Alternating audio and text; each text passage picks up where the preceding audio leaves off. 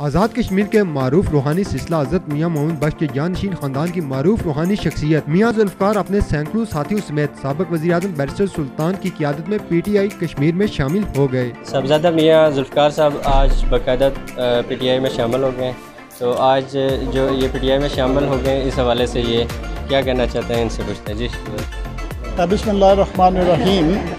میری بنیادی وجہ پی ٹی آئی میں شامل ہونے کی یہ ہے کہ میں پچھلے 4 ماہ سے ادھر کھڑی شریف میں موجود ہوں۔ جو میں نے دیکھا ہے کہ بہت سے لوگ جو یہ پراپوگنڈا منفی کیا جا رہا ہے نا، اس سے متاثر ہیں، کہتے ہیں کہ کیا تبدیلی آئی ہے، مہنگائی زیادہ ہے۔ پر تبدیلی کا میں سوچتا ہوں تو سب سے پہلے تو پاکستان پورٹل جی، جو ہم اوورسیز والے ہیں، یہاں والے ہیں، آپ شکایت لکھ کے بھیجیں، وہ اسی وقت چیف سیکرٹری کو چلی جائے گی، پھر کمشنر کو، ڈپٹی کمشنر کو۔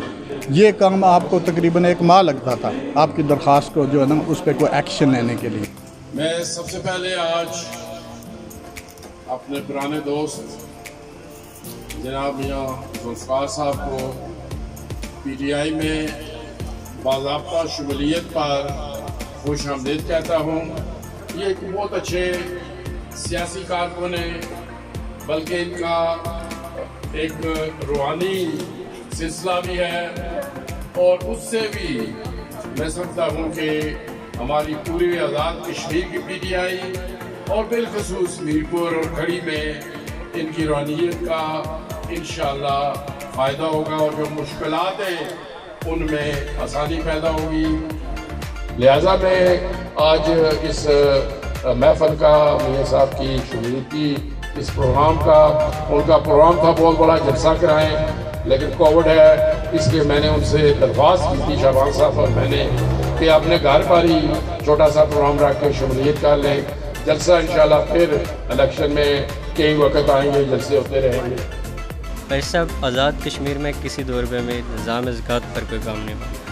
اللہ نے آپ کو اگر موقع دیا تو آپ اس نظام کے حوالے سے آپ کا کیا کردار ہوگا؟ دیکھیں جی، میرے دور میں جب میں پہلے وزیر اعظم تھا تو زکوٰۃ پر کافی کام ہوا تھا، اور اس میں ہم نہ صرف زکوٰۃ، ہم نے ایک زکوٰۃ منافع بھی بنایا تھا فنڈ، جہاں سے ہم جو مستقیم تھے، جس طرح ہیلتھ کارڈ آ گیا، اسی طرح کا میرے ذہن میں تھا، تو جو غریب لوگوں کا علاج نہیں ہوتا تھا ان کو میں زکوٰۃ منافع سے فنڈ دیتا تھا، اور وہ لاکھوں کروڑوں میں اربوں میں تھا۔